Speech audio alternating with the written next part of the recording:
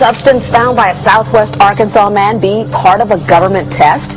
Well, that's the question at the heart of a phenomenon called chemtrails, now getting widespread attention. Well, they say the government is dumping chemicals on us to control or manipulate the weather. And they say the unusual-looking jet trails in the sky are actually chemical-laden chemtrails. People say the government is up there in airplanes spraying all kinds of chemicals to change or manipulate the weather, leaving what you see there, and they call that a chemtrail. So what I look up there and I think are contrails, you're telling me are chemtrails? Yes, that a contrail would be dissipated by now. And it's interesting, Dale and Christina, this is of interest not just in this country, but European countries and frankly all over the world. A lot of folks interested in it. Well, Dave, you mentioned that climatologists and others who study the atmosphere believe that they'd be able to surely spot any kind of signs of an ominous plot. Our journey started in San Diego, California, where thousands of scientists, engineers, policymakers, and journalists gathered for the American Association for the Advancement of Science Conference. One of the topics was the artificial manipulation of the Earth's climate, also called geoengineering. During the meeting, scientists spoke about the plausibility of implementing geoengineering campaigns throughout the world under the guise of preventing global warming. One widely accepted theory was to block the sun by spraying something into the atmosphere. When they were asked about existing aerosol programs, they stated clearly that no such programs have ever been implemented. But strangely, these proposals sounded exactly like what people around the world are claiming is already happening. When I found out that the American Association for the Advancement of Science was going to be held down here and the main body of topics would be on geoengineering, I had to come. I had to be in on this. I had to hear what these top climate change scientists had to say. And that's the other question about chemtrails and whether geoengineering is being deployed right now without our knowledge. I don't have any personal insight into that, other than to say that I've worked in government at pretty high levels in the White House and at state government. I'm personally skeptical of that. But obviously, you never know what we don't know. Chemtrails. On the internet, they are cited as proof of the government creating clouds to combat global warming. They claim the American government, with the secret approval of the national government, is covertly using jet aircraft to spray population centres with aluminium, with barium, and with strontium so as to reduce people's immunity and reduce the global population. I'm always a little bit suspicious because the government doesn't seem that capable to do something on such a large scale. That is not rain, that is not snow. Believe it or not, military aircraft flying through the region is dropping chaff. Small bits of aluminum, sometimes it's made of plastic or even talicized paper products, but it's used as an anti-radar issue, and obviously they're up there practicing. Now, they won't confirm that, but I was in the Marine Corps for many years, and I'll tell you right now, that's what it is. What happens here, military jets, some come out of Key West Air Force Base, and they move up into the atmosphere, and they drop mylar strips. Some could be a little wider, some are small glass fibers that are coated in aluminum. And what the Air Force does is they take their military jets and they dump these out of the aircraft, they fall into the atmosphere, and some take as much to a day to fall down. This is inevitably military or something going on. The government, the Air Force, you see this kind of a pattern like this, you can rest assured there's something going on. They're actually little bitty magnetic and little bitty strips of, whether it's aluminum. Well, it's a nuisance to you and I to determine what's real and what's not, but it looks like it is a life-saving operation there for the military. The apparent motive behind this conspiracy theory is one world government. Order, I cannot hear. Mr. Speaker, I want to assure the House that both my ministry and my colleague, the Minister of Health, who have received correspondence on this issue, that this conspiracy theory does not have an iota of truth, and that the trails observed from aircraft simply come from jet engines. Question number 9 of order. And I think what an appalling example it is of the new Foreign Affairs spokesperson for the Labour Party that she's spreading conspiracy theories about the United States government. I think the House has heard sufficient. It is called geoengineering, fighting global warming by putting a chemical dust in the atmosphere and reflecting harmful radiation back into space. We take geoengineering to mean deliberate, large-scale intervention in the Earth's system. There are a variety of schemes that have been discussed for geoengineering. A classic example is injecting reflecting particles into Earth orbit. Nevertheless, there might be some good reasons to think about alumina. It turns out, first of all, there's been a lot of work on the environmental consequences of alumina in the stratosphere. The big deal really is that alumina has 4 times the volumetric rate of forcing for small particles as does sulfur. And that means you have 4 times less surface area for the same radiative forcing. And this is a much bigger deal. You have roughly 16 times less the coagulation rate. And that's the thing that really drives removal. So you could get away, we think, with much smaller mass fluxes. So that's why we see things like in the used aircraft patent from '89, they talk about aluminum. And that's why we're seeing in the surface water samples aluminum. And here's David Keith saying that aluminum has 4 times the reflective volume surface area. So they'd like us to think that we're talking about sulfur, but here they slipped up and let it out that aluminum is 4 times better to achieving their ends, and it sounds like it's going to be one they don't want us to know the effects of. The little picture is from a nanofabrication study, which shows you can make very high quality, and do this in just a jet in a very simple way, make high quality alumina particles just by spraying aluminum vapor out, which oxidizes. So it's certainly in principle possible to do that. There's a big literature that's already looked at that. And you could do that by either building new versions of these aircraft or even re-engineering existing aircraft. So there's some ideas of that. So you go to an engineering firm and you want this done. They don't say this is hard or unusual. They say, okay, yes, we could do it.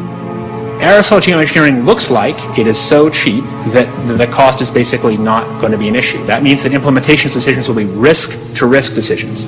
The risk of doing it against the risk of not doing it. And it makes the problem of how we govern it fundamentally harder and different and novel. So I've told you that it's cheap to deliver materials to the stratosphere, and I'm convinced that's true. I don't think that will change. But I think the more we do research, the less easy this will look, the more complicated the environmental effects will look, and that's a good thing, because right now it looks too easy. So I think that if we do more research, we're likely to find out that it's harder and more complicated than we thought, and that the side effects are harder to manage, and that's a healthy outcome that will make it easier to do the management. Of course, the opposite reaction is possible. It's an empirical question how people will actually react to knowledge about this. Another reaction is to say, if these crazy scientists are so concerned about putting CO2 in the atmosphere, they want to think about these things, then that might actually mean we should be more serious about the risks of CO2 in the atmosphere. And by the way, it's not really a moral hazard. It's more like free riding on our grandkids. And by the way, it's not really a moral hazard. It's more like free riding on our grandkids. Numerous air quality studies, including from CARB, California Air Quality Resource Board, have named submicron-sized particulates as being particularly harmful for human respiration. Through all the discussions today, I have not heard any mention of this fallout, and has this been studied, and also the effects of a highly reactive metal like aluminum on toxifying soils and waters? The question is, what would be the effects of these materials on human health if they came down into the stratosphere, in particular small particles and aluminum? So the collaborators of mine working on the aerosol scheme are actually folks from Carnegie Mellon who focused on human health impacts. And while we haven't published it, that was the very first thing we did, was do the order of magnitude calculation in level pencil and paper, but with an expert on human health impacts about whether there could be an issue. And for aluminum or other particles, there are a lot of toxicological things that need to get looked at seriously. But if you're just thinking about the sheer number of particles and the human health impact of small particles, the answer is, well, we haven't published it. That was the first thing we looked at with some of the leading experts who do epidemiological research on human health impacts, and it's not even close to being an issue. To clarify, so 10 megatons of aluminum dumped into the atmosphere will have no human health impact. So let me be more careful here. To separate out the toxicological, so the alumina we've only begun to research and published nothing. Alumina we've only begun to research and published nothing.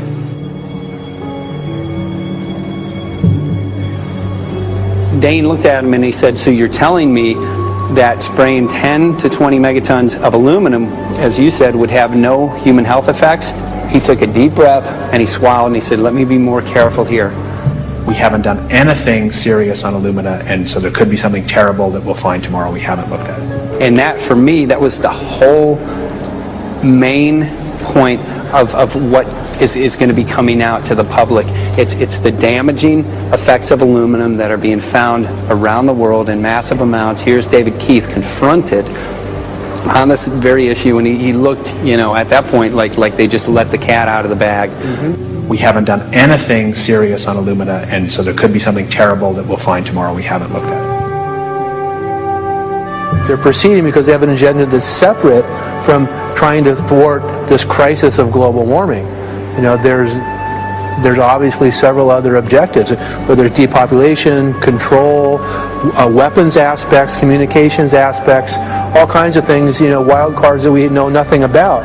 We don't really know, and I'm not going to attempt to speculate on exactly what the agendas are, but we can see clearly the agendas are not benefiting mankind. You know, it's benefiting the agenda of the elite.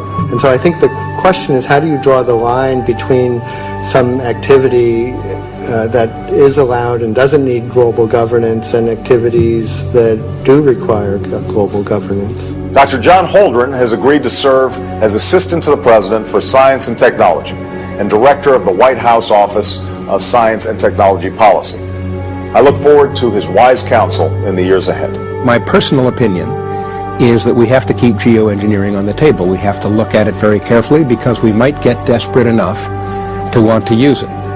So what would we do if in year 2040 or 2060 there's a severe climate crisis, say widespread famines or Greenland sliding suddenly into the ocean? That the only plausible way in which we could start the Earth cooling this century is to directly intervene in the climate system, say by putting particles in the stratosphere. We do stuff in the stratosphere all the time, of course, and so it's not as though the stratosphere is absolutely pristine. But you don't want to have people going off and doing things that involve large radiative forcings or go on for extended periods, or for that matter provide lots of reactive surfaces that could result in significant ozone destruction. You know, maybe I'm putting a particle into the atmosphere because I'm trying to make money, or maybe I'm putting a particle into the atmosphere because I'm engaging in scientific research and trying to understand cloud physics, or maybe I'm putting this particle into the atmosphere because I'm trying to make it rain locally to seed a cloud and get more snow on our ski slopes. And this obviously raises all kinds of questions. It's hugely risky. It will likely negatively impact some people, but we might find ourselves in a situation where those risks seem worth taking. One of the things that really shocked me was in one of the breakouts they had the benefits of these programs and then the risks. Now the benefits, the one thing that was stated was the just cooling the planet. You know, some of the risks were ozone depletion, droughts in Africa and Asia. I got to tell you, I came away from this experience after listening to these scientists for 4 days of symposiums, really concerned because it's clear now that they are justifying, rationalizing, and looking to legitimize some really, really horrible impacts, further impacts on our environment. And they're basically formulating the sales strategy and the implementation and oversight strategy and the funding strategy. After San Diego, I was shocked by the programs that had been proposed. I decided to write about it. That night when I finished, I sent the article to an online publication with my email address attached. When I woke up the next morning, my inbox was flooded with responses from around the world. Why? Because I had just broken the story on aluminum in geoengineering models, which I had no clue at the time that very few people knew about. Now this metal, aluminum, is being found in massive quantities way above normal levels all over in rain, in soil, and in snow. After that, the calls started pouring in from people who were desperate for someone to investigate. That was the fuel that started the film. Before we started filming, we had the opportunity to sit down with one of our favorite authors and documentarians, G. Edward Griffin, to find out what he knew about the subject. I'd like to talk for a minute about an issue that's getting more and more attention. That's the issue which scientifically is called stratospheric aerosol geoengineering, also called the chemtrail issue. I'm very aware of the chemtrail versus contrail controversy. As far as I'm concerned, it's an open and shut case. I have been watching the development of jet travel from its very beginning. I used to live near the Los Angeles airport. Remember when the the first jets came in and landed, man, they made a big noise. We never heard a noise like that before.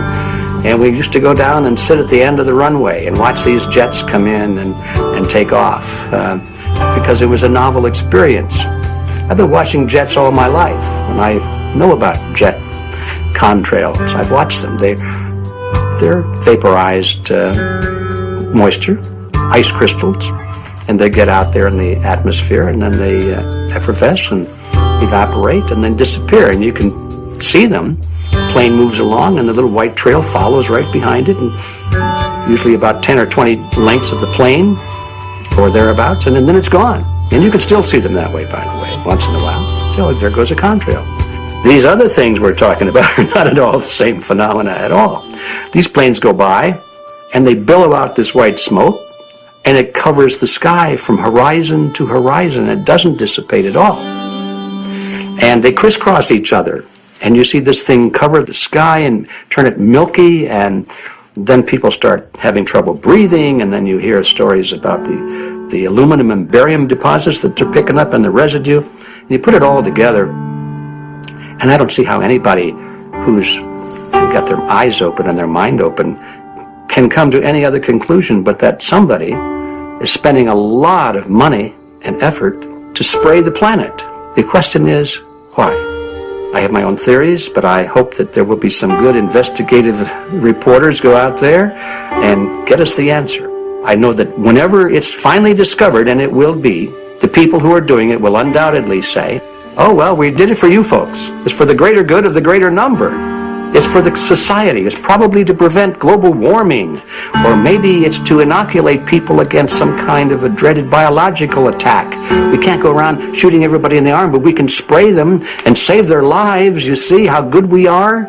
We're doing it for the benefit of society. I know they're going to, whatever it is, they're going to say it was for your good, but mine. Think if we had the ability to steer hurricanes, and the hurricane was going to slam into New Orleans.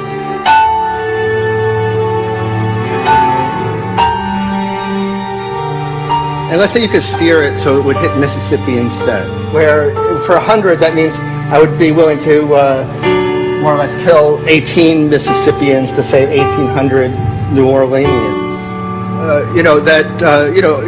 And if you do that knowingly, are you murdering those 100 people? And there's all kinds of equity issues there.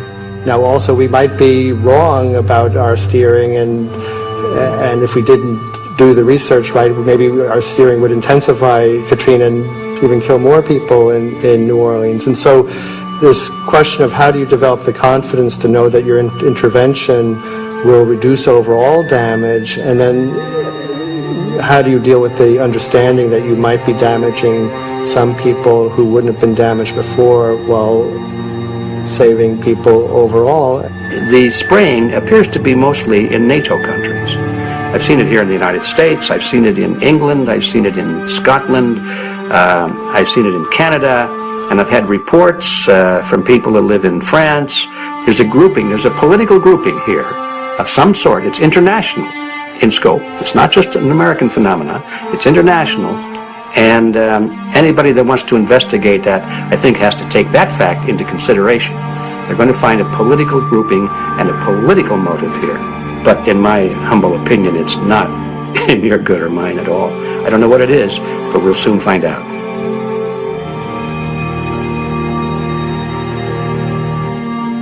I'm sure that if you follow the old advice, which is follow the money, you'll come to the answer sooner or later. Soon we realized that we all shared the same need to get this information out there, to share with the public, to let people know what is being done. Ed felt so passionately about the issue, he offered to help us. Well, the main thing now, since it looks like the budget is going to be met, is to get it done well. We don't come off the tree knowing any answers at all. Yeah, we're not scientists. We're just asking questions, exactly. And we've got to be very skeptical about the answers. That's it's totally accurate, totally honest. Why can't people see this? They're not hearing it. They don't know that the facts are not being presented. We're very lucky, you know that? Look at this opportunity that's been dumped on us. I know. Opportunity. It's, well, this, It you know, really is. it's, This is going to be a battle, I know that. Challenge and a battle, but I mean, why are we here if it's not for that? We're going to go to a short break with DJ Foxy. Can't go get him tomorrow, so it's going to be you for the moment. I'll call him again. So. Sounds good. I saw the sky crisscross with chemtrails, and I can't remember if it was in LA or I was on the road, but I had looked up one day and I thought, look at that. That's not the flight path, man. That was a grid, a regular grid over the city, and I couldn't believe my eyes. Milky white clouds. And, you know, it all seems very obvious, and now the evidence of what we have on the ground with the aluminum, the barium, strontium, and with what we see in the patents and what the geoengineers say are going to happen, I mean, for the everyday Joe, this is a slam dunk. This is a very delicate moment for the powers that be, because they're taking a covered-up operation like the tropospheric aerosol program, or chemtrails, Project Icarus, whatever. It's had many names over the years. And they're making it overt into a geoengineering scientific shield to deflect sunlight, because global warming's out of hand. So at this very moment, the belly of the beast is right above us with no armor. Whether people believe in chemtrails or not, the geoengineering should be scary enough. And when people learn about geoengineering, chemtrails will then become apparent, because they're the same. So you're talking about global conspiracy here. Geoengineers propose doing this on a global level. Off to Redding, California. Guess this is the second step after the AAAF meeting. We'll see what we find.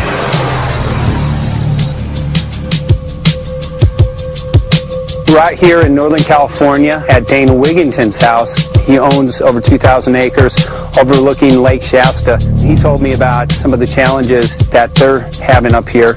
Let's go and talk to Dane. We'll see, what's going on his property. We'll see what he's going through, and also what action he's taking based on the test results that he has.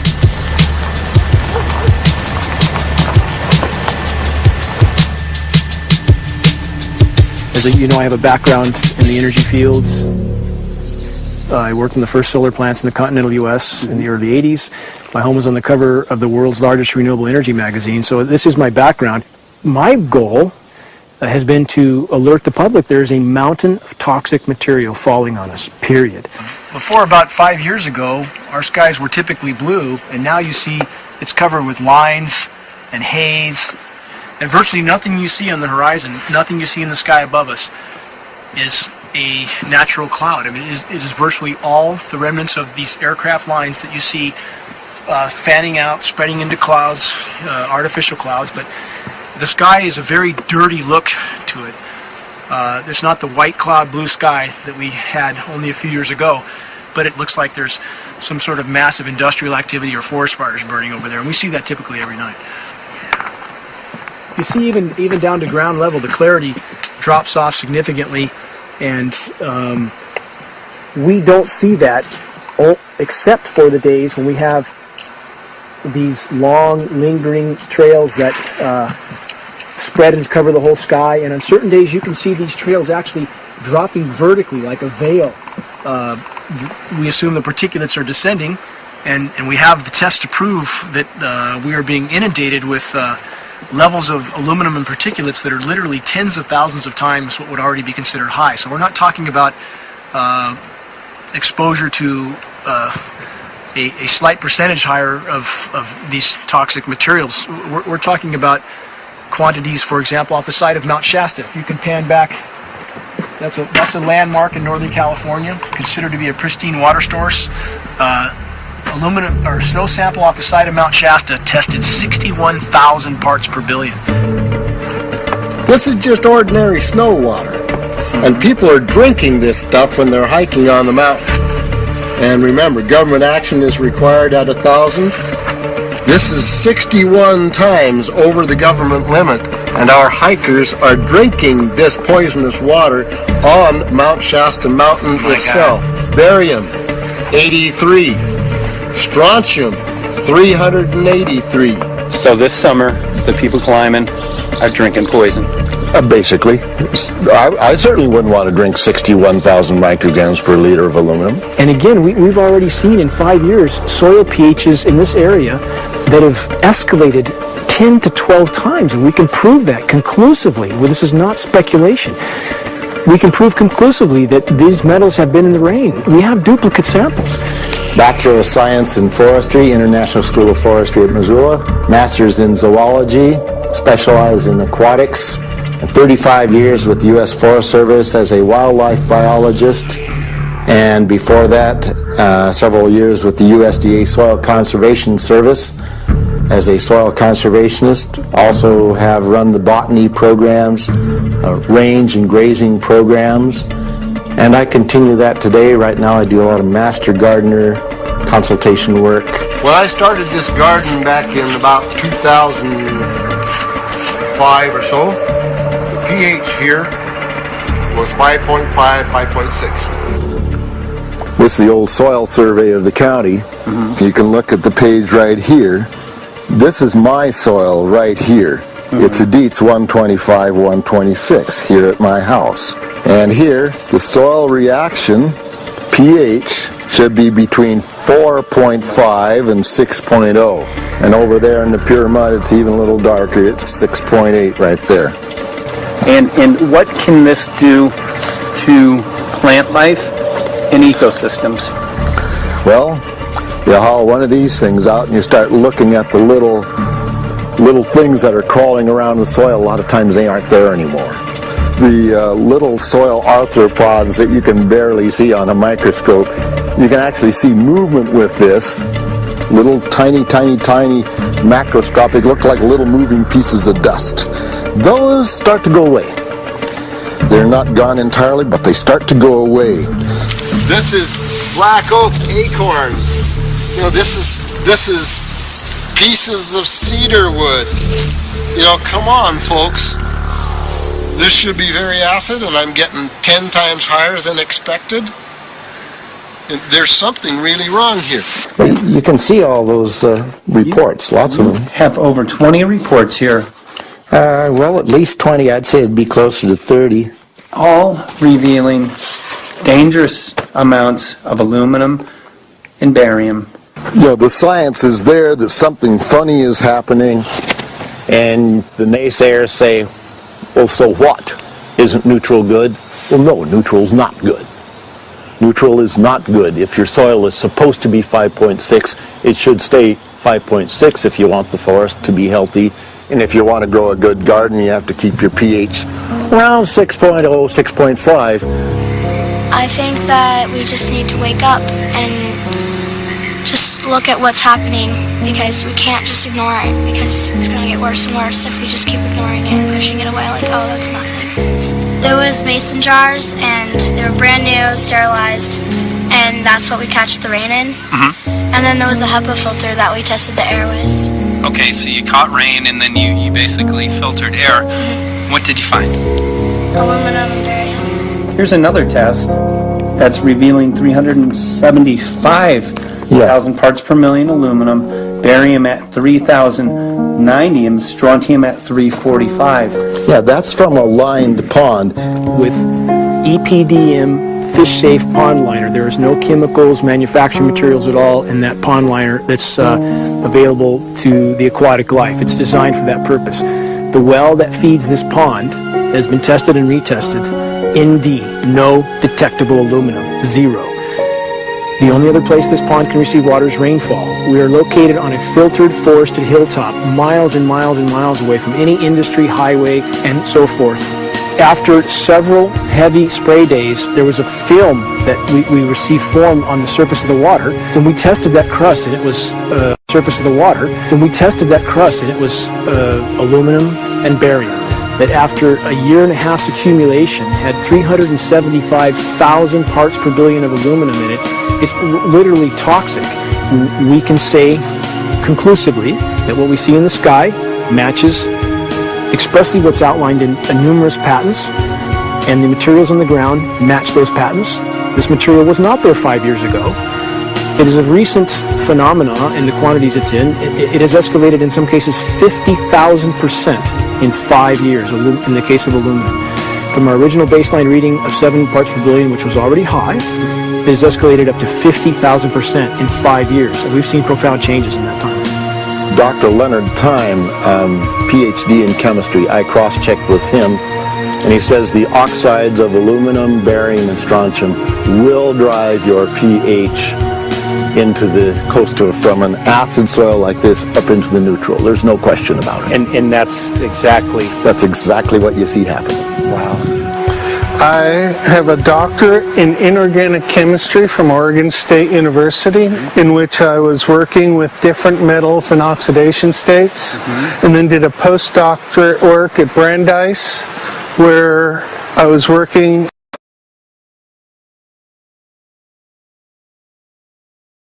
is to sort of figure out how everything fits in the dynamic equilibrium of life. I was working with Français up in Mount Shasta, and he showed me some rainwater analyses that had to do with levels of aluminum, strontium, and barium in the atmosphere. So I feel the major toxin in these chemtrails is the aluminum. And from the levels we were looking in at Mount Shasta, this is totally, totally unacceptable. When you get to metals and biological systems, you're no longer talking about the bulk aluminum that people think about when they're drinking from soda pop cans and that. So once it gets to the aluminum oxide stage, it just forms a plaque within your arteries and shuts down life. When you take elements that normally aren't out in the environment and you start putting them in the environment, it raises some serious red flags. Aluminum is a very specific nasty in biological systems. It takes that site and it never lets go, and it shuts down the site, and that's it. And so as you accumulate aluminum over time, it causes major neurological damage because it ends up as aluminum oxide that's essentially stuck in place and can't be flushed out by normal systems. At the core of everyone's condition, there's always some level of toxins. And aluminum is known to have cancer-causing effects. The half-life is decades. I think that we should be working on taking more of these toxins out of our environment instead of adding more toxins in. It's very concerning that if we add more toxins to our environment, that will be increasing the rates and risks of cancers. Even one patient is not worth it. So sad that they would consider putting aluminum in our environment to affect something when they could be causing so much more damage. Wherever the material is coming from, it is there. The amount of metal falling on us cannot be disputed. Absolutely, this is not speculation. The amount of metal in the last 4 years, as I said, have increased to a degree of thousands of times, and California Air Quality Resources Board has studied the aerosols from China. These metals are not amongst them. Mike, the reason I've chosen to focus so primarily on this issue is I feel all other issues are secondary.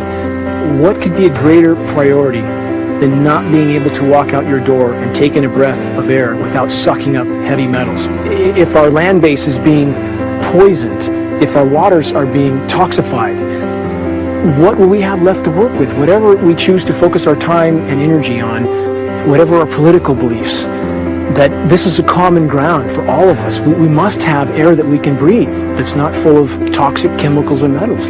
We must have water that's not completely laden with whatever is being emitted from these aircraft.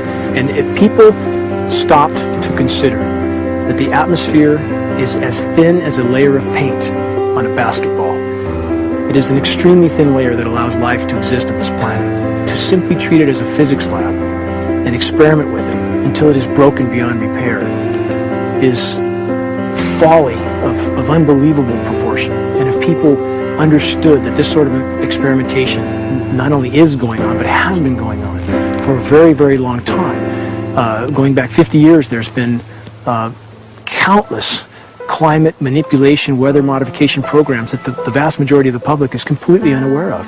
And if they think that this is not true, that certainly that somehow they would have known if it was occurring, I would ask them to look at things like Agent Orange and the things that governments do because they can, because there's no one to stop them, because they have these huge military machines that want to control everything. And in fact, the government's own document, perhaps you may have seen, it's available to any online, is called Owning the Weather, an express goal of our government, and not just our government. He told the Associated Press that the American government has created weather tampering techniques so that the New World Order will be able to starve millions of Americans and to control the rest.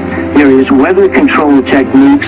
Number one, the entire patents on the equipment. Number two, Senator Claiborne Pell's complete statement and story of his own that not only does it exist, but that we even utilize it as far back as the Vietnam War. Well, Murph, we're going to do what we can. Let's see what we can do. You got the scientists behind you. The scientists are with you, so at least this scientist is with you. I may not have $1 million budget, but I've got enough to show that something's dreadfully wrong. You got it. All right. So Arizona will be this Monday, the 21st. Senator Johnson up in Show Low. So we're going to be in the car a long time.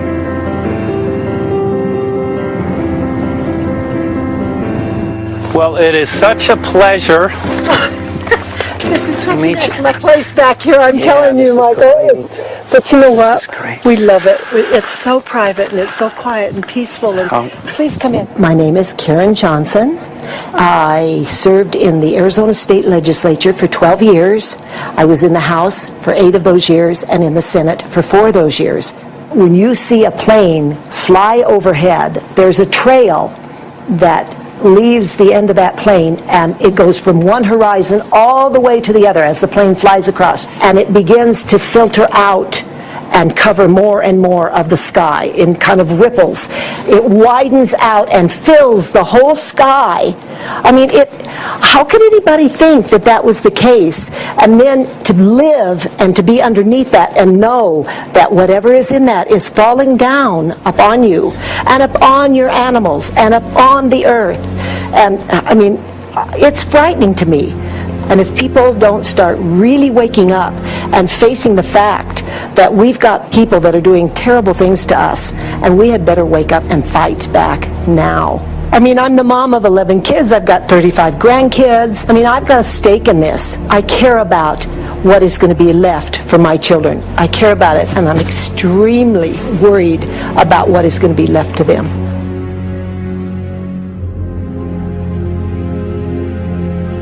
Aluminum is toxic, and we know that it's accumulative, and we know that we're getting more. So we're absorbing it in the air, we're drinking it in our water, so we are accumulating more. So the thought of more aluminum being dispersed in our environment in the way that you mentioned is very frightening to us and very disturbing to us.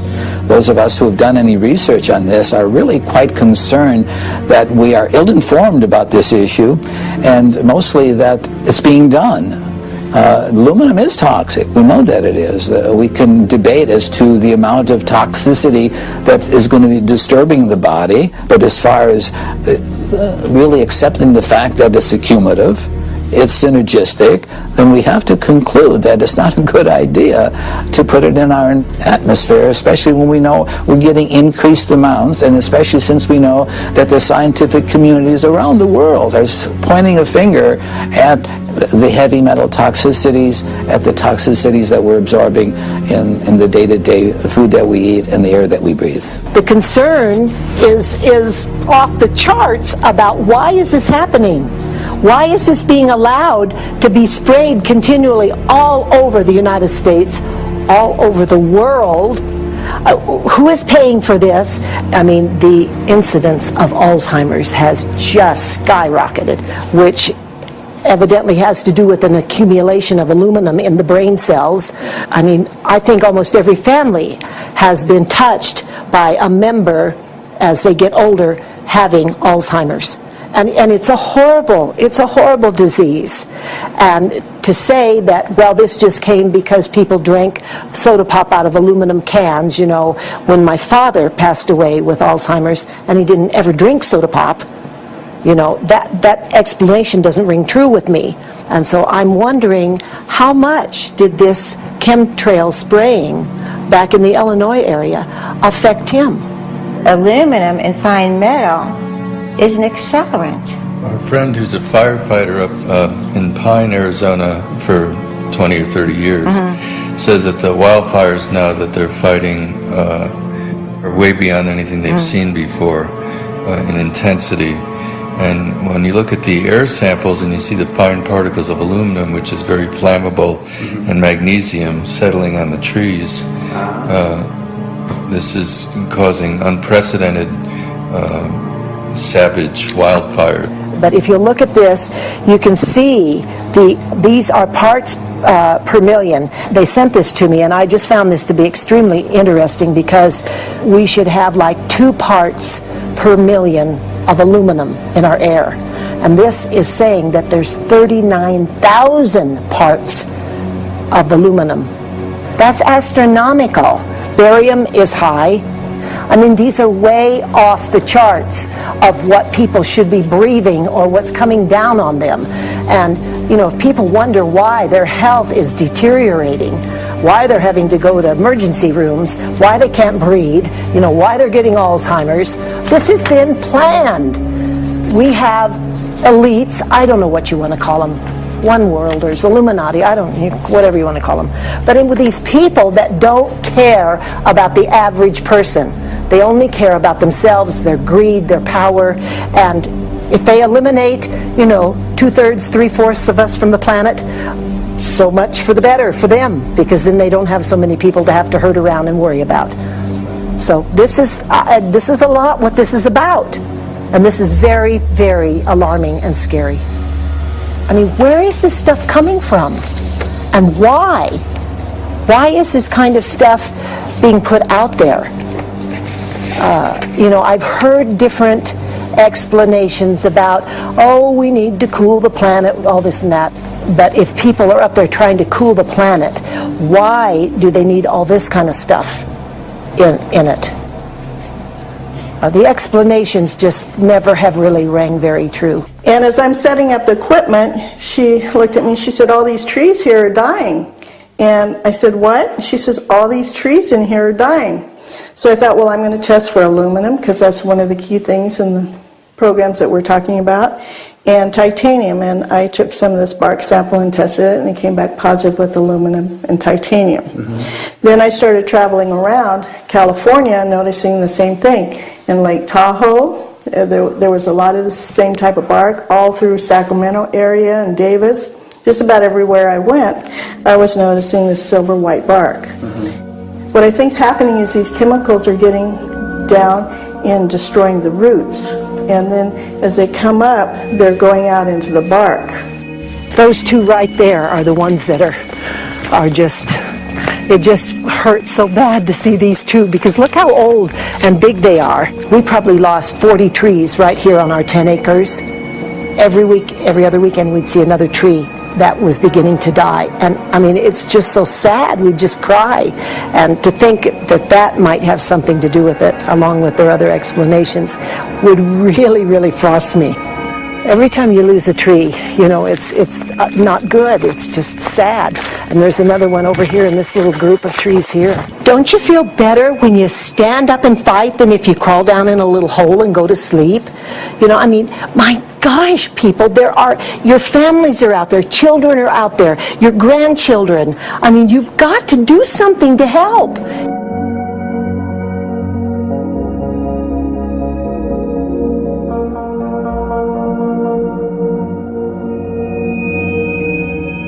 My greatest hope is to get people to question, and hey, if they don't wake up while we're there, I'm hoping to plant some seeds. We're going to the most beautiful place on the planet, Hawaii, to see what's going on, collect some data.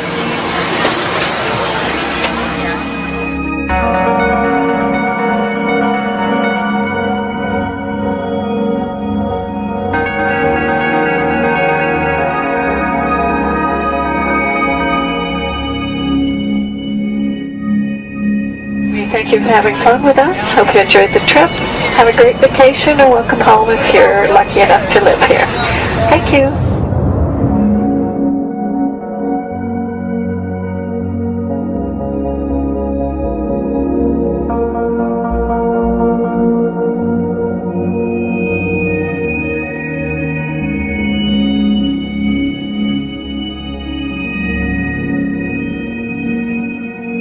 the whole valley's off the grid, so it's either solar, wind, or generators.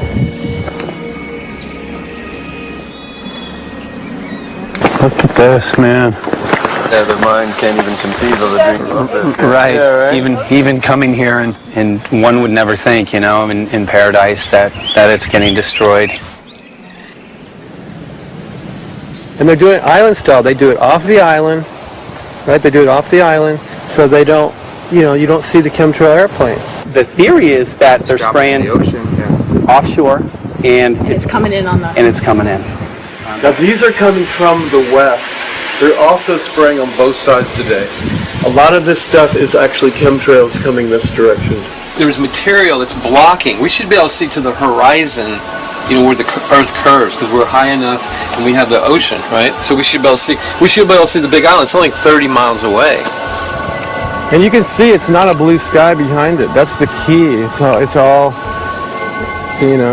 has that kind of weird looking blue, like silver blue, I call it. And this is a nice day. There's no more blue sky. The night we're going to look at the stars at night, and it's like you'll see. You can count them. There's so few stars at night now. There should be hundreds of thousands of stars, and I can count the stars. There's like one here and one planet here. It's like you might see some nights you'll see 100, some nights you'll see 10. This is what concerns me. This kind of stuff right here. It's just soft. Okay. This just comes right off, this bark. That's not natural. For I've seen hundreds of thousands of coconuts, and I've never seen it falling apart like that. Look at this, you guys. I've never seen anything like this. I used to trim trees all the time in the Big Island. I've never seen anything like that. That's why I'm concerned. Not an easy task that you have here on the island. I could see the skepticism because it is so far beyond anybody's reality.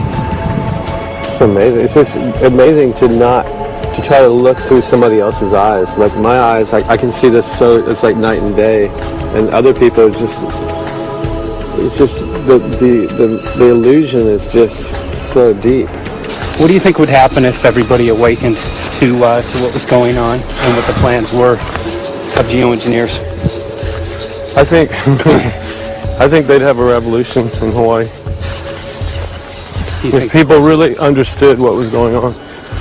What's your concern for? I know that you love the land here. What's your concern about the chemtrails? Well, that we won't be able to live here and grow our own food, and that our health is going to be compromised. You think it already has been? Yes. And the thing is that they're doing it every day here, every day. So it's hammering, micro doses every day.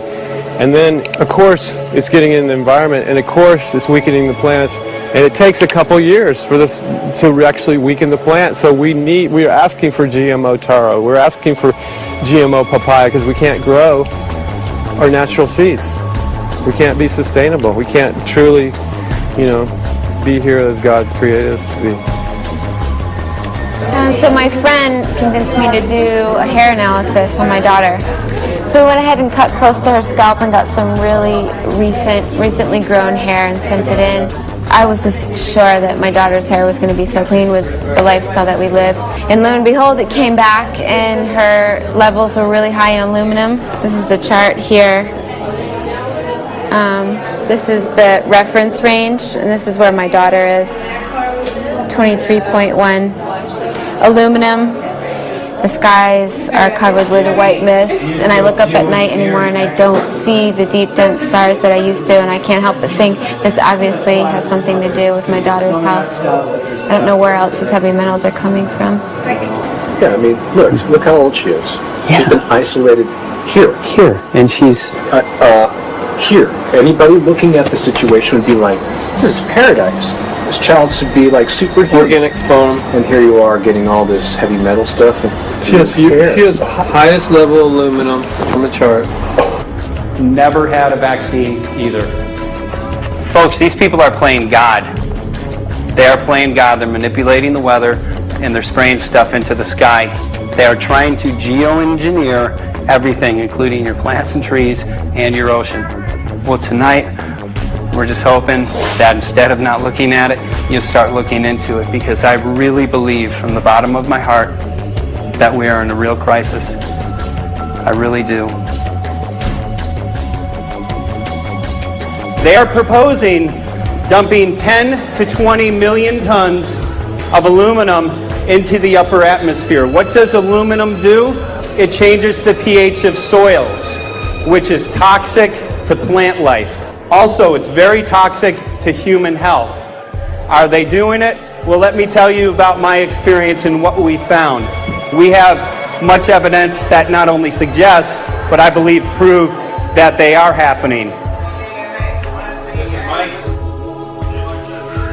Jeff, what's going on? And as I promised, we're joined right now by a very special guest, Michael J. Murphy, currently on location in Hawaii. He's working on a documentary film called What in the World Are They Spraying? Michael, welcome to the program. Great to speak with you today.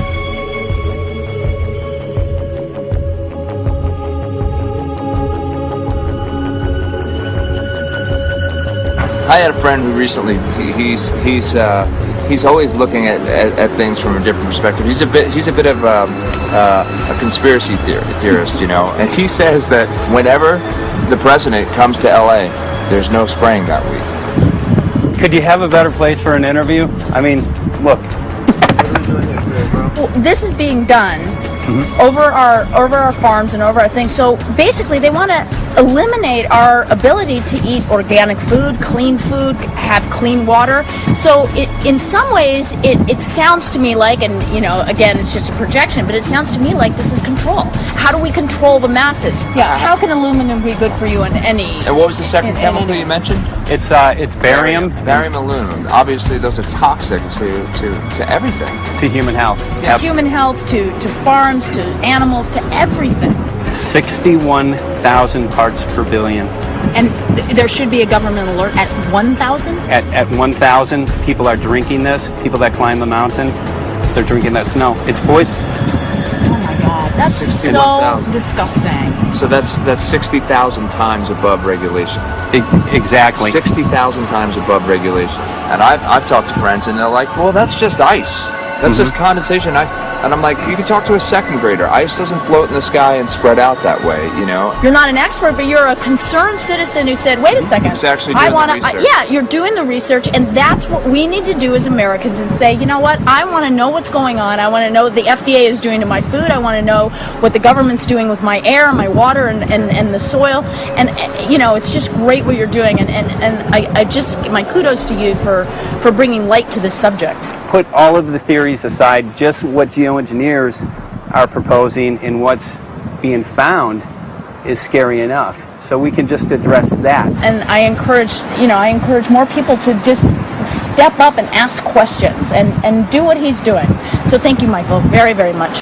Aerosol spraying aluminum affects everywhere, and we have a beautiful tropical climate which I believe might be in jeopardy. So we wanted to not only come and bring the message of what people were finding around the world, but encourage people to test for the aluminum, strontium, barium. Essentially, I think it was an effective trip. I saw a lot of people here in Hawaii, in Maui, awake and not only curious but willing to look into this deeper, and that's my only hope. This is one of the boldest moves, I think, from Ed Griffin yet. This is the taboo topic that nobody's supposed to talk about, and that is aerosol spraying. Now, we've got tons of documented proof of errant aerosol spraying. It just blows my mind that the whole essence of humanity has always been to look up into the sky and ask why. Though there are no limitations, there's endless space, an endless universe. Now, in the 21st century, we're not allowed to do that. Anyone who looks up and sees the giant grids and the X's in the sky that weren't part of our existence until just a decade or two ago is somehow called a kook. And the people that are the best and biggest proponents for the revolution and for liberty, they don't want you to talk about it because you could discredit them. it seems to be an industry that's being built up to milk the taxpayers by undergoing some kind of a giant global spraying program to make all kinds of money on the project, and they don't seem to care really what effect it has. They're not trying to experiment to see if humans can survive it or anything like that. They just want to get this stuff up. And then we discover, as we're going further down the line, that there are companies generating genetically modified organisms, or seeds, modified seed crops they're being engineered to resist the aluminum in the soil. And a lot of crops won't grow in that, and so now, after they've messed up the soil, all the farmers were going to have to go back and buy seeds that have been genetically engineered to resist the aluminum that have been put into the soil. And all of a sudden, mankind is completely dependent upon these companies like Monsanto and other giant agricultural firms. You can't even grow natural seeds anymore.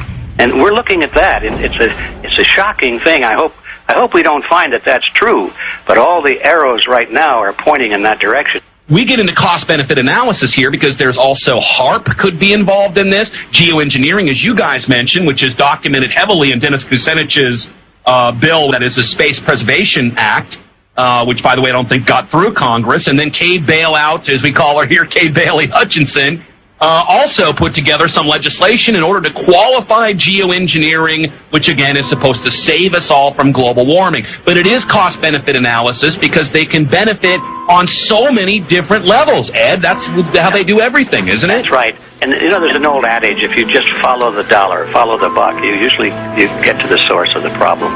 And it looks to me like there's a tremendously profitable industry being built up right now around this concept of geoengineering or weather modification or reducing global warming and all of these other things that can be sold fairly easily to an unsuspecting public. They also, oh, well, that's good. We don't want global warming, you know. And so they put up with this, and they don't question, they don't criticize. But behind the scenes, you see a whole industry being built up, which is, as I say, tremendously profitable, and the money for all of that is coming from the taxpayers. And it's a scam, is basically what it is. We're just focusing on the one area that is real easy to prove. There's no speculation in the area that we're going into. They definitely are doing this geoengineering. They definitely are talking about it. They're working on formulas for it. They're putting together strategies for it. They've got funding for it. Everything is in place. We don't even have to go into those other areas to make the case. Okay, let them believe that, but at least they must understand that there's no question that they're talking about it and planning to do it. And so shouldn't they be equally alarmed about what they're going to do if it can be shown that barium and aluminum and some of these other toxic metals are very destructive to the planet and destructive to human health? Isn't that enough? You know, how many issues do we need to crank into this? And so, you know, if you're going to kill the planet and kill the population, do we need any other reason to be alarmed? What in the world are they spraying? Thank God people are asking this question. That's all we want. We just want to be able to ask these questions. Our good friend G. Edward Griffin, all these years, Mike Murphy and Paul Wittenberg are doing this great effort with your help. This is a community effort to get people real information. What in the world are they spraying? Any final quick comments before we're out of time? And my only final thought is that we asked the question, what in the world are they spraying? And we now know what it is. And folks, you're not going to like it.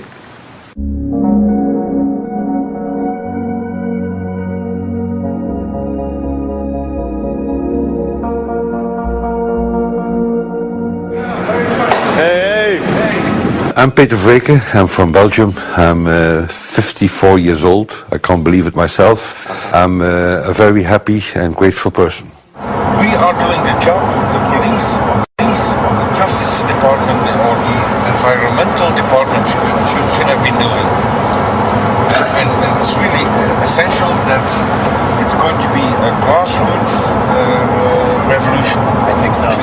Because we are not fighting against, but for. Yes, we're fighting for.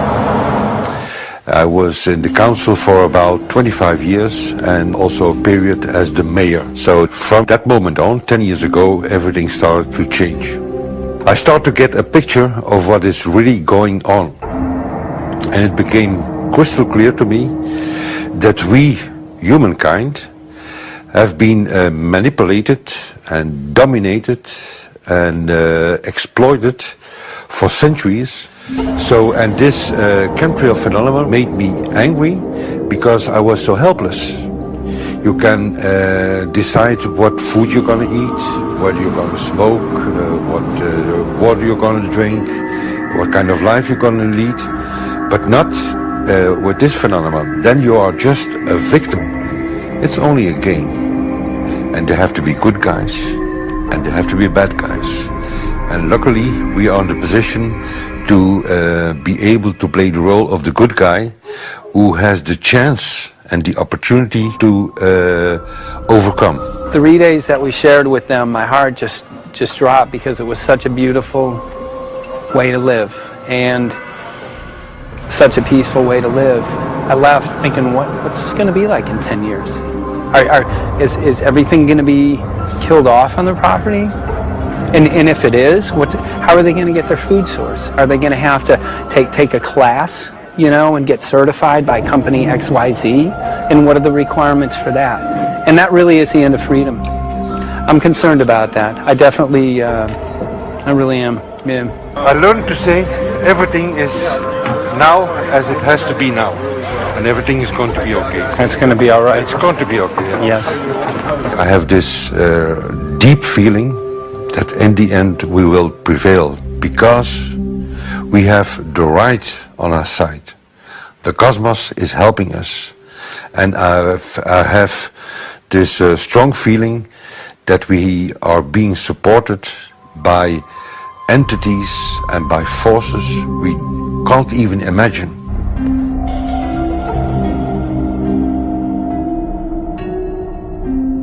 Here for the first time we have this scientific proof that we are being spread.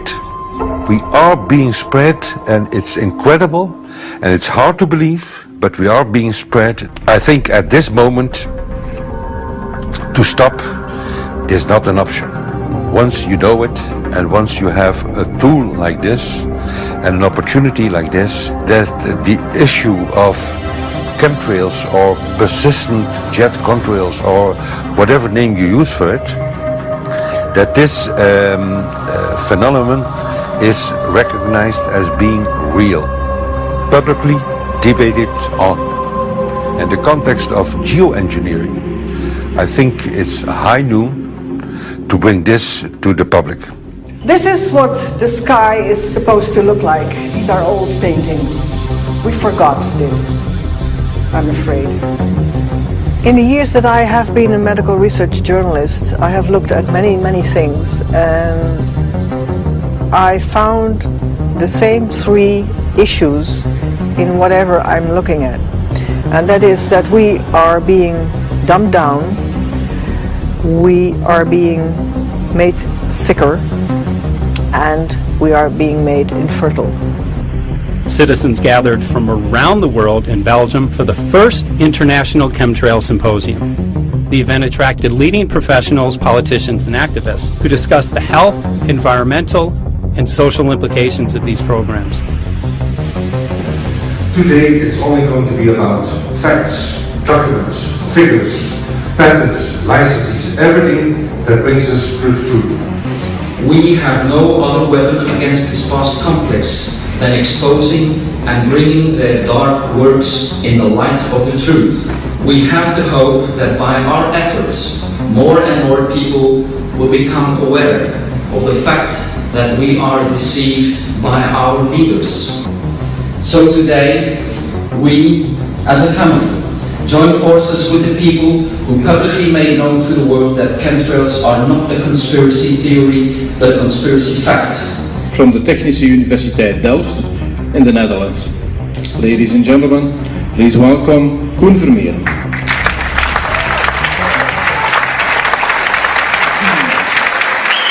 Well, I'm Koen Vermeeren. I'm a university professor of Delft University of Technology. Usually people are with their heads to the ground in their own two-dimensional space and they don't look up. But if you do, you see more and more spaces like this. And it worried me too. I have no explanations to our students about these phenomena. And then I studied it myself and I found out that I couldn't give them the answers they wanted. Because I think that the phenomenon is not natural. It's not natural what is happening. And the explanations that are given to us are not enough for me. If you look at them from a scientific point of view, the first thing a scientist does is trying to explain something. Because I'm smart and my students are not as smart yet, so I have to give them answers to questions. But if you ask most scientists honestly, they cannot answer all your questions. If people are using climate control over our heads, I want to know about it. I want to know the consequences, I want to know the health impacts, I want to know everything. I need, as a teacher in my university, to give answers to my students. And they have good questions. And I don't have the answers. And I want to know. Excellent. And we should discuss this. Ladies and gentlemen, for here you in the auditorium and for all over the world, Michael Murphy.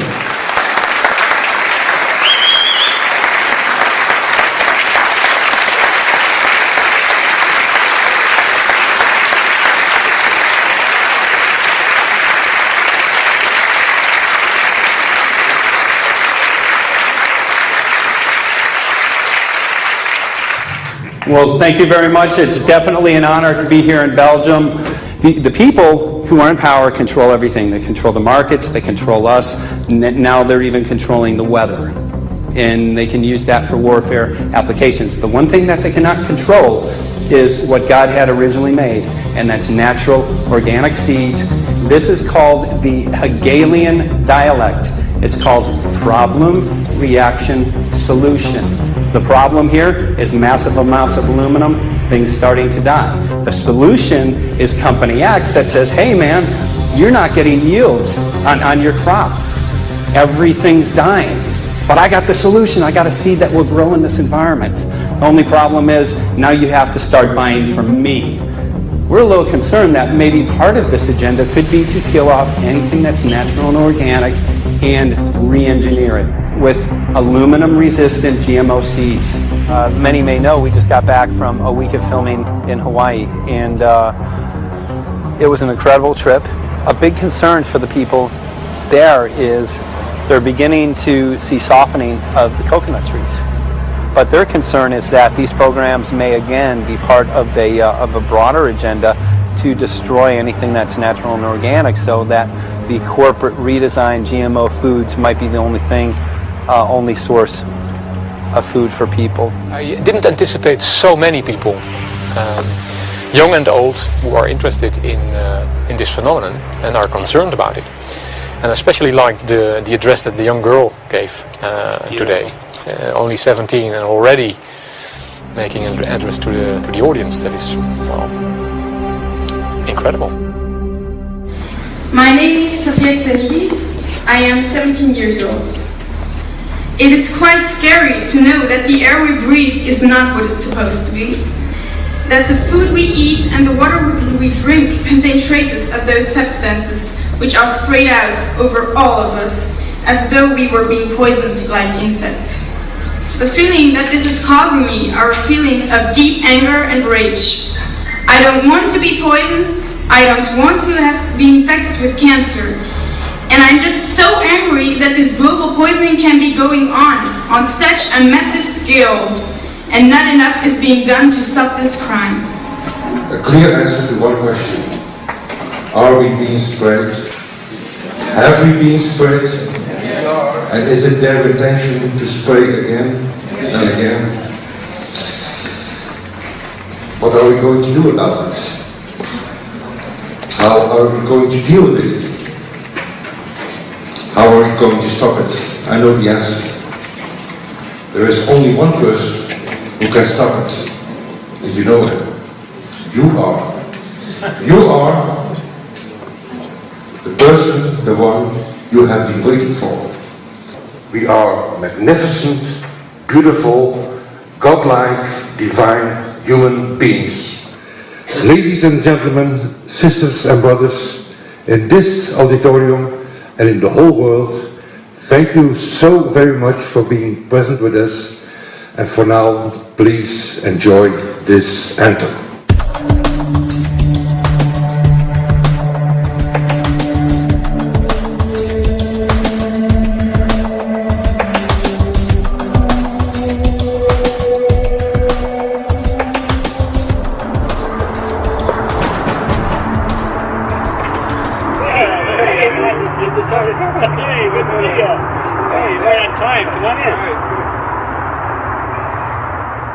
So, anyway, I'm glad that the weather's been good for you fellas so far. Just think if we were doing this in the wintertime, you might, if you're going to Washington, D.C., you might run into snow. Thank God we're not. That's right. You know, it's interesting because of the different weather modification programs. There's something like, I think, right around 32 in the continental U.S. alone going on. So the theory is that geoengineering is in part weather modification. You know, Mike, that's a very good point. There are so many subsets connected with this issue of geoengineering. People are writing to us all the time with information about the connection to global warming, the connection to weather modification. Some people think there's a connection with Morgellons disease. Others think it's kind of a means of transmitting electromagnetic impulses from the HAARP antenna system up in Alaska and Siberia. Boy, it gets your head spinning, and each area I think is worthy of investigation, but we have so little time. I think it's wise for us to stay focused on just the aerospraying and the toxic effect of these chemicals and the destruction of the planet and the damage to human health. What more do you need than that to convince people that we have to put a stop to it? So to stay focused, I think, is our mission on this one.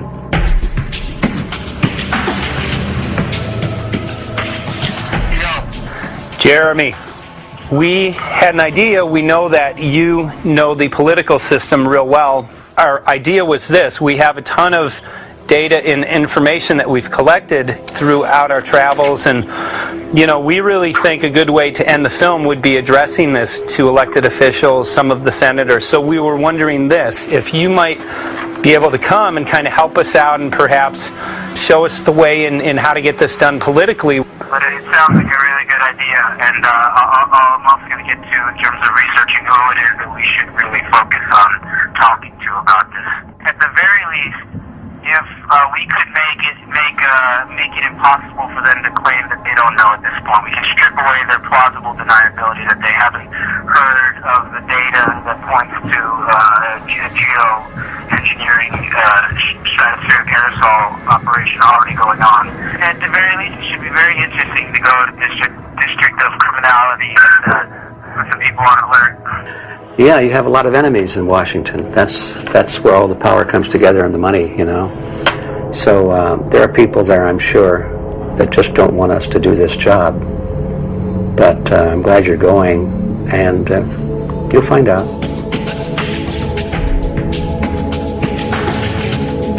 We took the data to Washington, D.C. There we presented our elected officials with the following letter. According to the 5th article of the Bill of Rights amending the Constitution for the United States of America, no person shall be deprived of life, liberty, or property without due process of law. But the daily spraying is depriving all persons living within the United States of life, health, liberty, and integrity of our common and private property without due process of law. As a representative of the people of the United States of America, we insist that you do everything in your power to protect us and immediately put a stop to geoengineering spraying at once. There exists no justification, legal or otherwise, to poison the planet and its inhabitants.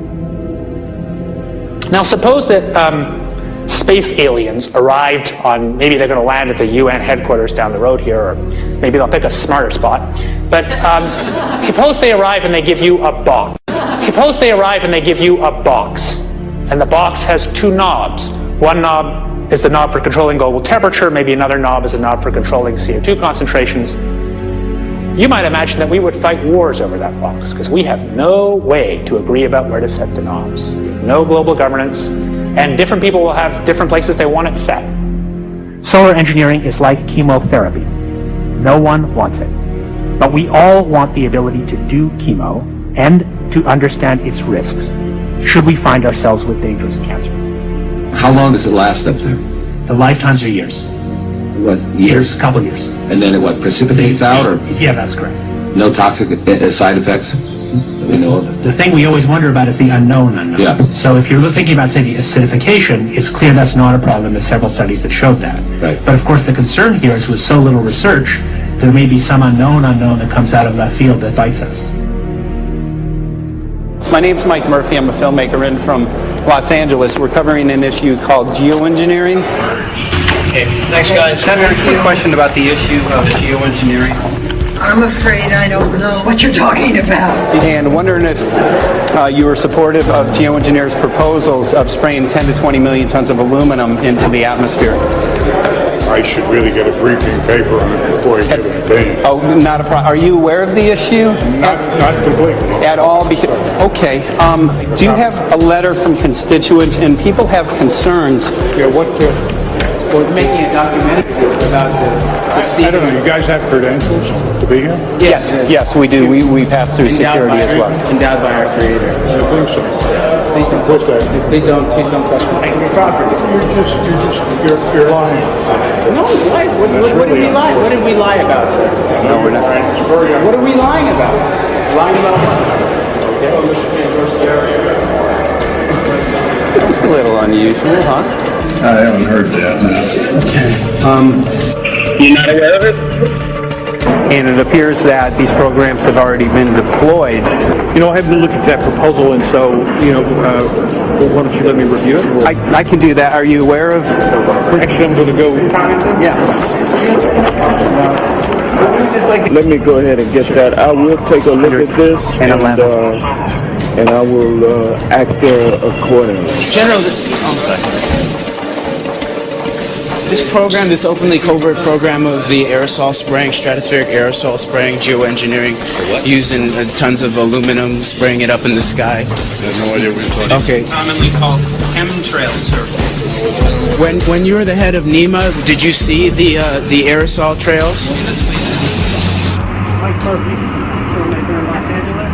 Hi, sir. And we're covering an issue called geoengineering, and wanted to know if you're supportive of geoengineers' proposals.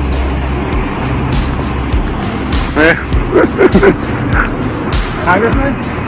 Hey, Congressman. I'm wondering if you're supportive of geoengineers' proposals, which is dumping 10 to 20 million tons of aluminum into the atmosphere. I'm familiar with that. Pardon? I'm familiar with that. Okay. Can you make an appointment to my office? I'm not supportive. I haven't looked at it close, so I don't. Have you heard of the issue? Because it's becoming mainstream in public, and there are actually congressional committees which are being formed to talk about these programs. Mm-hmm. Yeah. Well, I think when we drop anything into the atmosphere, we should know prior to the effect of that, right? Yes. And if we don't have the knowledge as to what the effect will be, we shouldn't do it. I think there are 4 different options for thinking about deployment of geoengineering. The first one would be we just ban it. I would argue that one does not want to get too firm a restriction in place on small-scale studies early on because it'll tie the science hands. I think what the science community ought to be trying to do is say, you do small-scale stuff inside this space, and it's a scientific question what that space ought to be. There shouldn't be a lot of oversight and restriction. Congressman? Excuse me. Hi, I'm Mike Murphy from Los Angeles, covering an issue called geoengineering. These guys are running from the geoengineering issue. I wonder why. I'd have to talk to my staff. I don't know what your details on that are. Have anyone made you aware of the issue, or? Sir? Congressman, your committee talked about geoengineering last November. Are you in support of those proposals? I'd love to give you a paper. Which? Geoengineering? Or you know nothing about the geoengineering issue? Never heard of it. They call it geoengineering, but Yeah, I never heard of it. It's nothing I've ever heard anything about. when we looked up in the air today outside of DC, we saw this stuff going on. Quickly, have you heard of geoengineering? No. The proposals to shoot 10 million tons of metals into the air. This committee, Science and Technology, covered it for the first time. No. No, I've never heard of it. So we were very concerned. How you doing? I'm fine. How are you? So what? We spoke with Congresswoman Watson's office, and her press secretary, Ms. White, was familiar with Representative Kucinich's Space Preservation Act, which mentioned chemtrails and the weaponization of the atmosphere in space, and then it was pressured to be taken off the bill. Did you see the aerosol spraying going on today over the Capitol? Congressman? Geoengineering carries with it a tremendous range of uncertainties, ethical and political concerns, and the potential for catastrophic environmental side effects. He's not one to do interviews very often, so not unless we usually really pressure him into it. Okay. So don't, all that is, don't hold your breath. As chairman of the Committee of Jurisdiction, I feel a responsibility to begin a public dialogue and develop a record on geoengineering. We want to know if you're supportive of their measures by spraying 10 to 20 million tons of aluminum into the atmosphere? No, I think we need to have more research. Okay. And about the issue of current deployment, there's literally a mountain of evidence that many people believe proves the deployment of these programs. Any knowledge of that? No, there's certainly not a mountain of evidence. But I do support research into geoengineering, and I also support looking into the international governance of that. Okay. I hope anybody that has studied it knows, at least I think, that it's a radical proposal, and I hope we don't have to use it, but there may come that point in time where we do. Now, if we could provide you with the evidence that suggests that these programs are and have been ongoing, would you be willing to address this publicly? We've had about 3 or 4 hearings on it. We have addressed them publicly. Well, not about the proposals, but about the current deployment of these programs. Citizens. I don't support the current deployment. I think we need to have more research, and they have consequences that go beyond one nation, and so I think that there needs to be governance to that. Governance is not simply an issue of deployment, but governance before deployment in terms particularly of large-scale scientific fieldwork. I concede that on this subject and in general, it's not popular to talk about global rules. And when these people started talking about the need for UN Security Council oversight, a supranational environmental security enforcement with a strong mandate by the UN, it really is clear that they're looking for a global power behind the manipulation of the environment. But I do think it needs to be sort of an international kind of treaty that does tie and bind all nations into a common fate. It is a common fate. And unfortunately, it's not just big governments that could do this. It is small governments. It is billionaires probably could figure, I'm going to save the world all by myself, and I won't bother to mention it. How do we decide when there's a planetary emergency? Whose hand is on the thermostat? How do we decide when to start it? There's no way to do that right now. And what if we do start doing it, and then by some problem with the technology or with the will, we can no longer do it? In a year or two, the aerosols will come out of the atmosphere and temperatures will shoot up at a rate much faster than it's going up now. And it's that rate of change that's hard for us to adapt to. So once we start it, we'll be sort of locked into doing it for a long, long time. And so with basically no end in sight. Boeing would pursue this to make a profit, right? I mean, the financial motivation to do this. Let's see. So let me not speak for Boeing. Is that allowed? Okay. Yeah, well, it is what it is. No, but someday, if the U.S. is going to decide to do this stuff, they're going to look to a company who can do it, and you want to be positioned, Boeing would rather be get it than Lockheed Martin. So certainly we have an industrial base that helps the country take on technologies and large-scale challenges like national defense.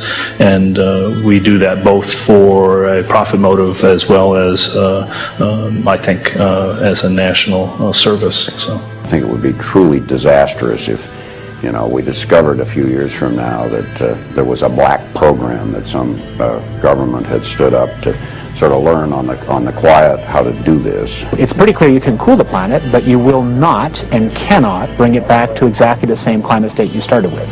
So you may or may not, and I expect we'll have a lot of back and forth about how useful it is to ameliorate the risks of climate change. I think there's a good evidence it probably is useful, but we don't know. But it certainly can't get you back to exactly the climate you started with. I think everybody agrees with that. Do you think you'll see deployment in our lifetime? let me say I hope not.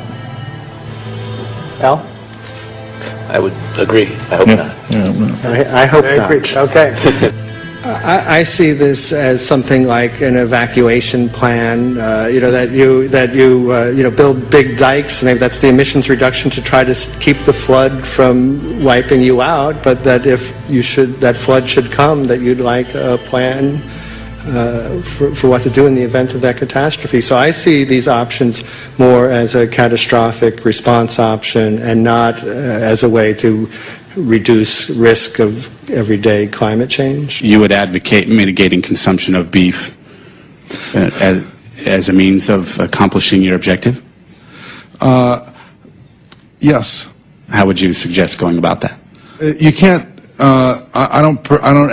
I mean, it's your job to decide what to tax and what not to tax. Obviously, if you wanted people to behave differently, you give them incentives and disincentives for behavior. But I'm sure that's the answer you wanted to hear, Mr. Smith. If only my time had not expired. Thank you, Mr. Chairman.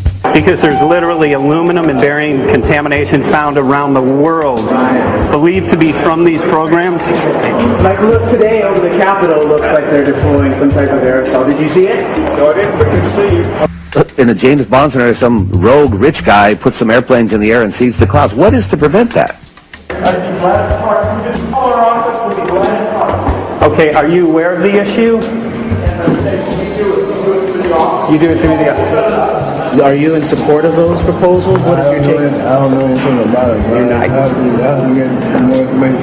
I've got a chair here. Okay, we'll give you a letter on that. Yeah, this is a letter from constituents. Okay, great. Excellent. And many people believe that these programs have already been deployed because mass contamination has been found. Geoengineering programs, stratospheric. Got it. Yeah. Spraying from airplanes. So what is happening? People from around the world are finding contamination. Let me take care of this and I'll talk to you when I come back. I'll be back. These chairs are here. Thank you very much.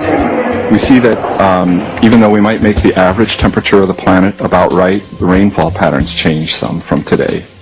And some places become warmer and some places become cooler. So there are going to be winners and losers in this geoengineering activity if we were to do it. But nevertheless, as David has said, there are reasons why we might consider doing it. Many people are deeply concerned about it because of the toxicity of aluminum, and it has been addressed to Congress in various committees. Would you take a look at a letter from some of your constituents addressing the concerns? Excuse me. Okay. Can I give you a letter from constituents? Are you aware of their proposals of dumping? Gotcha. Thanks.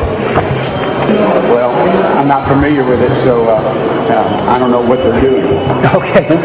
Well, geoengineers are proposing just that, dumping aluminum and barium into the atmosphere. Why would they do that? Aluminum's a precious metal we can use. Well, the stated goal is to actually cool the planet. However, there's a...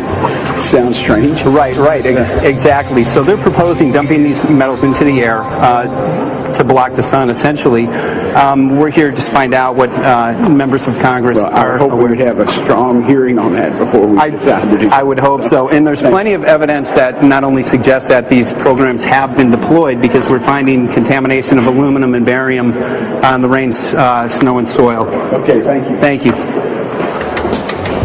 LA County has seen 200% increase of Alzheimer's over the last decade. Tons of ground and water samples showing high levels of aluminum all around our why don't you give me all the information you have? I have some very good people I will assign it to. And if you get it to Mr. Lavelle, we will He's get got it my to card the and right send me an email and Lavelle. We will He's get got it my to card the and right- send me an email and Yeah. Sounds Okay. great. We'll be in touch. We are Okay. investigating this, and there's literally a mountain of evidence that suggests that these Okay, programs are move going that out. mountain over to us. You Let got us it. take a look at it. And look up, Thank you. looking up into the sky, and you'll see some of it. Oh, okay. You will. You can All see right. the aerosols being sprayed out of airplanes quite a bit. So thank you. Yeah, the future of humanity is definitely dependent on it. So we're counting on people like yourself to take some proactive steps. So thank you very much, guys. You're very welcome. Appreciate Thank it. you. Thank you. Right.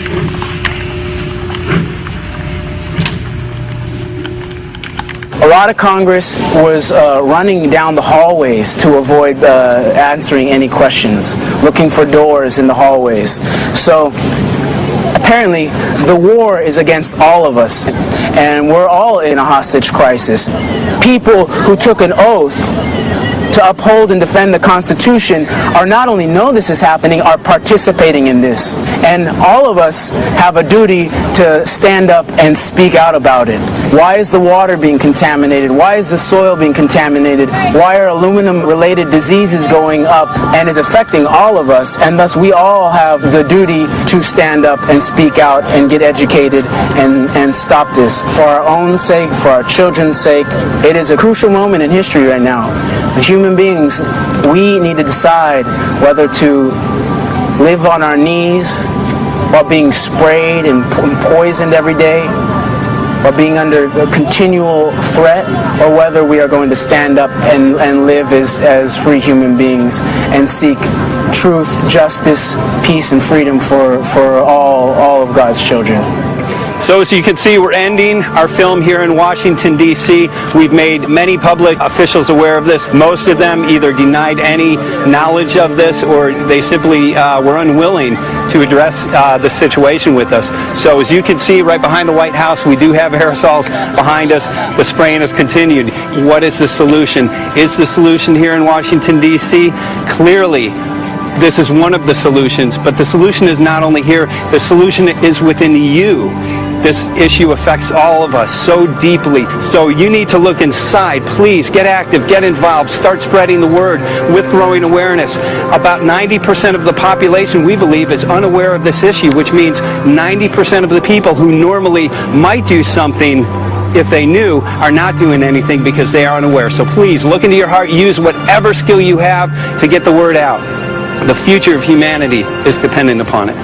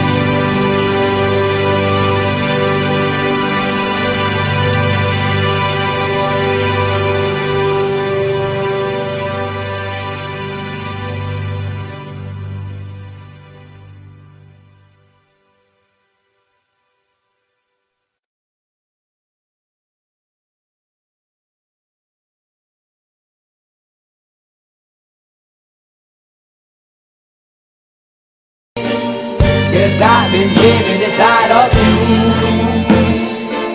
But I guess it's time I set me free. And there's nothing that you can do. I hope you can see. I can't seem to keep people around me. Cause I'm scared that they might know the truth all about me. Then they might doubt me. There's no other route. I wanted to shout, but it's too late now cause I'm drowning. Got two face like I'm a clown, man. Life is too great, no, it's astounding. I'm in good shape, ma, but you know that I'm drowning. Like a cup in a cage. I can't cope with this hopelessness.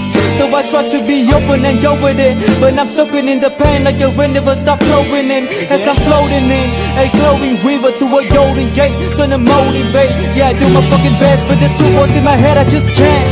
I just fucking can't. Cause I've been living inside of you. But I guess it's time I set me free. And there's nothing that you can do. I hope you can see. Cause I've been living inside of you. But I guess it's time I set me free. And there's nothing that you can do. I hope you can see. Babe, what you looking like this? You be fine, trust me just in time we get along. No, leave me alone. Why yes, can you see that you are alone, big? We're now sitting in our own throne, big. We need nobody, can you see it through? But it's not you who I should be listening to. Guess what, big? Nobody fucking needed you. No, and nobody fucking needed me. Yeah, they never needed us. Like when they nailed Jesus up, there's no fucking heaven that they don't believe in us. But they my friend, I'm the only one that you can trust. Yeah, god damn it, you an idiot. Go online, be a slave for the media. Like you forgot what your father said. Are you serious? Look at yourself, big. You fucking idiots. Cause I've been living inside of you. But I guess this time I set me free. Oh, I love you. I love There's nothing that you can do. Funny guy is always I see. I hope you can see. Can you see me? There's no one else. Cause I've been living inside of you. You have to accept it. But I guess this time I set me free. And there's nothing that you can do. I hope you can see.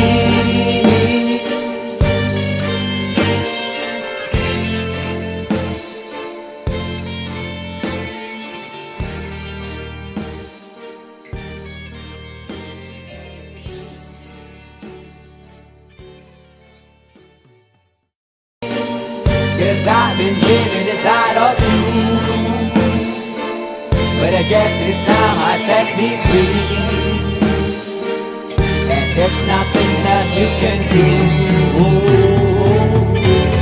I hope you can see. I can't seem to keep people around me. Cause I'm scared that they might know the truth all about me. Then they might doubt me. There's no other route. I wanted to shout, but it's too late now cause I'm drowning.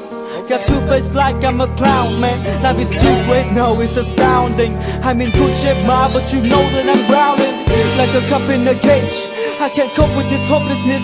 Though I try to be open and go with it, but I'm soaking in the pain like the rain never stop flowing in. As I'm floating in a glowing river through a golden gate, trying to motivate. Yeah, I do my fucking best, but there's two voices in my head, I just can't. I just fucking can't. Cause I've been living inside of you. But I guess it's time I set me free. And there's nothing that you can do. I hope you can see. Cause I've been living inside of you. But I guess it's time I set me free. And there's nothing that you can do. I hope you can see. Babe, what you looking like this? You be fine, trust me just in time we get along. No, leave me alone. Why yes, can you see that you are alone, big? We're now sitting in our own throne, big. We need nobody, can you see it through? But it's not you who I should be listening to. Guess what, big? Nobody fucking needed you. No, and nobody fucking needed me. Yeah, they never needed us. Like when they nailed Jesus up, there's no the fucking happen that they don't believe in us. But they my friend, I'm the only one that you can trust, yeah. God damn it, you an idiot. Go online, be a slave for the media. And you forgot what your father said? Are you serious? Look at yourself, bitch, you fucking idiots. Cause I've been living inside of you. But I guess this time I set me free. Oh, I love you. I love There's nothing that you can do. Funny guy is always, I see. I know you can see. Can you see me? There's no one else. Cause I've been living inside of you. You have to accept it.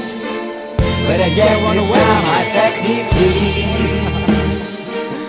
And there's nothing that you can do.